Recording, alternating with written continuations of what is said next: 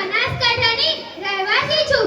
વિષય છે મારો સમાજની વર્તમાન પરિસ્થિતિને તમારી સામે લાવવાનો અને તમારા હૃદયમાં ઉતારવાનો.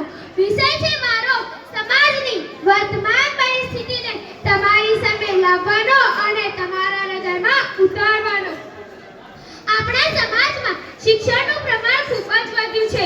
શિક્ષણ વધવાની સાથે સાથે સમાજના લોકોનો વ્યક્તિગત વિકાસ જોવા મળે છે, પરંતુ સમાજનો વિકાસ નહિવત જોવા મળે છે. આજે સમાજમાં દેખાદેખીનું ભારે દૂષણ જોવા મળે છે. આજે સમાજના લોકોને સુખી થવાને બદલે જાણે સુખી દેખાવાનું દેલું લાગ્યું છે. વર્તમાન મોંઘવારીના સમયમાં લગ્નમાં દેખાદેખીને લીધે ખર્ચાઓ ઘટવાને બદલે વધતા જ જાય છે. આજના સમયમાં શિક્ષણ પણ દિવસે ને દિવસે મોંઘું થતું જાય છે. આજે આપણા સમાજના લોકોએ સમાજના ભવિષ્ય વિશે ખૂબ ઊંડાણપૂર્વક વિચાર કરવાનો સમય પાકી ગયો છે. સમાજ જ્યારે આપણા વડીલોએ ભૂતકાળમાં વિચાર કરી બચત મંડળની રચના કરી, તેના ફળ સ્વરૂપે આજે આપણે બધા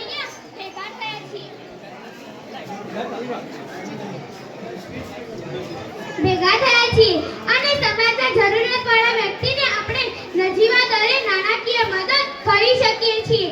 દરિયા જેવા વિશાળ સમાજોમાં આપણા નાનકડા સમાજને ટકાવી રાખવા આપણે ક્રાંતિકારી પગલાં ભરવા જ પડશે. મોટા અને સુખી સમાજોમાં સમૂહ લગ્ન ફરજિયાત બને છે, જ્યારે આપણા સમાજમાં સમૂહ લગ્ન નામશેષ બન્યા છે. મોટા સમાજોમાં સમૂહ લગ્ન ફરજિયાત કરી લગ્નનો મોટો ખર્ચ બચાવવામાં આવે છે અને તે નાણાંનો ઉપયોગ સમાજના વિકાસના કાર્યો જેવા કે શૈક્ષણિક સંસ્થા, હોસ્ટેલ, સમાજની વાડી અને જરૂરિયાતવાળા વિદ્યાર્થીઓ માટે શિક્ષણ ફંડમાં કરે છે. આજે મોટી સમાજના યુવાનોને હું હાકલ કરું છું કે તેઓ આ દેખાદેખીના ભારે દૂષણમાંથી બહાર નીકળે અને સમૂહ લગ્નને પ્રોત્સાહન આપે. સમાજમાં આમૂલ પરિવર્તન અને વિકાસનો આધારસ્તંભ યુવાનો જ છે. આજે મોંઘવારીના યુગમાં શિક્ષણ મેળવવું ખૂબ જ જરૂરી છે. શિક્ષણના ખર્ચમાં ઘટાડો કરવો એ આપણા હાથની વાત નથી, પરંતુ સામાજિક રિવાજોમાં પરિવર્તન લાવી સામાજિક ખર્ચ ઘટાડીએ એ ખૂબ જ જરૂરી છે. આપણા સમાજના વિકાસ માટે એકબીજાના પગ ખેંચવાને બદલે એકબીજાના હાથ ખેંચવાના ચાલુ કરીએ. ચાણક્યએ પણ કહ્યું છે કે કળિયુગમાં સંગઠન એ જ શક્તિ છે. આ પ્રસંગે મને એક નાનકડી વાર્તા કહેવાનું મન થાય છે. એકવાર એક ટીટોડી દરિયા કિનારા નજીક ઈંડા મૂકે છે. તે જ્યારે ખોરાકની શોધમાં જાય છે, ત્યારે દરિયામાં ભરતી આવતા ટીટોડીના ઈંડા તણાઈ જાય છે. જ્યારે ટીટોડી પરત ફરે છે, ત્યારે પોતાના ઈંડા ન જોઈ તે દરિયાદેવને પ્રાર્થના કરે છે કે મને મારા ઈંડા પાછા આપો.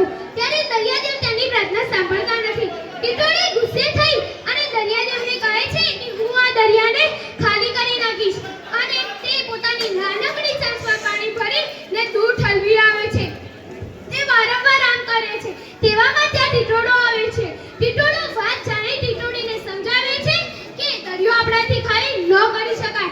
ત્યારે ટીટોડાને કહે છે, તારી સલાહની જરૂર નથી, સાથ જોઈએ છે. આ સાંભળી ટીટોડો ટીટોડીના કાર્યમાં જોડાય છે. બંને કાર્ય કરતા હોય છે. તેવામાં ત્યારે પક્ષીઓ આવે છે અને ટીટોડીને સમજાવે છે કે દરિયો આપણાથી ખાલી ન કરી શકાય. ત્યારે ટીટોડી કહે છે કે તમારી સલાહ નહીં, સાથ જોઈએ છે. આ સાંભળી દરેક પક્ષી ટીટોડીને મદદ કરવા લાગી જાય છે. તેવામાં ભગવાન વિષ્ણુના વાહન એવા ગરુડધ્વજ પસાર થતા હોય છે. બધા જ પક્ષીઓને એક સાથે કાર્ય કરતા જોઈ તેઓ પણ ત્યાં જાય છે અને ટીટોડીને સમજાવે છે કે દરિયો આપણાથી ખાલી ન કરી શકાય. ટીટોડી તેઓને પણ કહે છે, તમારી સલાહ નહીં, સાથ જોઈએ છે. ટીટોડીનો વિશ્વાસ અને હિંમત જોઈ ગરુડરાજ પણ તેના કાર્યમાં જોડાય છે. બીજી તરફ ભગવાન વિષ્ણુને બહાર જવા ગરુડરાજની જરૂર પડે છે. તેઓ ગરુડરાજને બોલાવે છે. ત્યારે ગરુડરાજ કહે છે, હે પ્રભુ, હાલ હું નહીં આવી શકું. મારા પક્ષી સમાજને મારી ખાસ જરૂર છે. આ સાંભળી ભગવાન વિષ્ણુ ગરુડરાજ પાસે જાય છે અને સાચી હકીકત જાણી દરિયાને ખાલી કરવા તેઓ સુદર્શન ચક્ર ધારણ કરે છે. ભગવાનનું આ રૂપ જોતા જ દરિયાદેવ બહાર આવે છે અને ભગવાનને વિનંતી કરતા ટીટોડીના ઈંડા પાછા આપે છે. જો એક નાનકડી ટીટોડી પોતાના સમાજના માણસોનો સાથ મળતા દરિયા સામે વાત ભીડી શકતી હોત, તેમાંથી શીખ લઈ